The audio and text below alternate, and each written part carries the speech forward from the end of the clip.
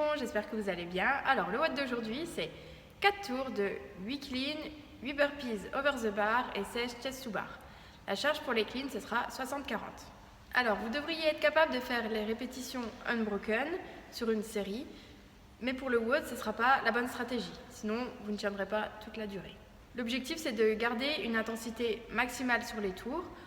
On espère que vous fassiez le tour en moins de 2 minutes. Alors pour les cleans, on pensera bien à faire l'extension complète de hanche, à contrôler sa réception. Les burpees, on pense bien à toucher la poitrine au sol, on saute les 2 pieds joints au-dessus de la barre.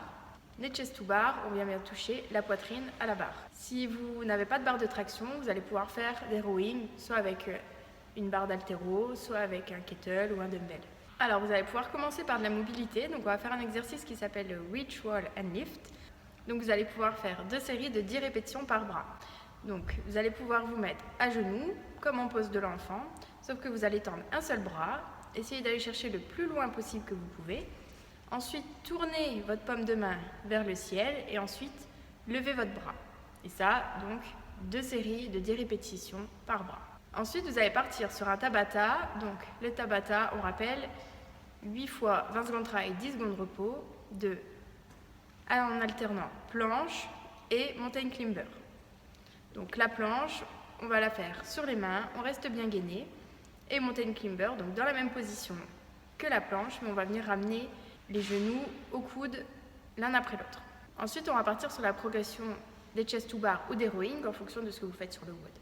Si vous faites des chest to bar, vous allez pouvoir faire 10 scapular pull-up, 3 à 5 strict pull-up, 10 keeping et 10 chest to bar.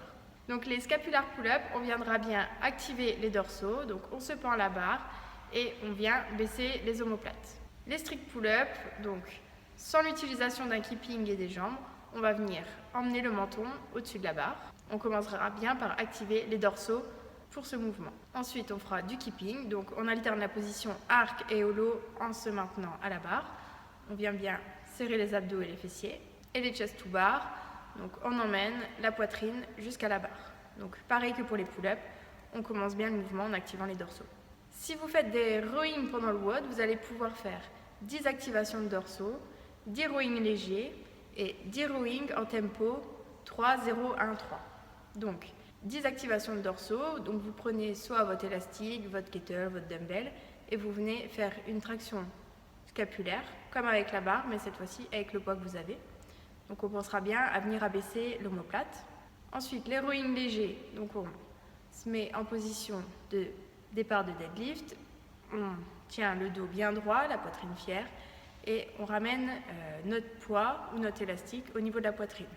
Ensuite pour les 10 rowing de tempo, donc on viendra tirer en un temps, on bloque en 3 temps au niveau de la poitrine, on redescend en un temps et on enchaîne directement sur la répétition d'après. Ça vous permet aussi de travailler en position statique au niveau de la poitrine.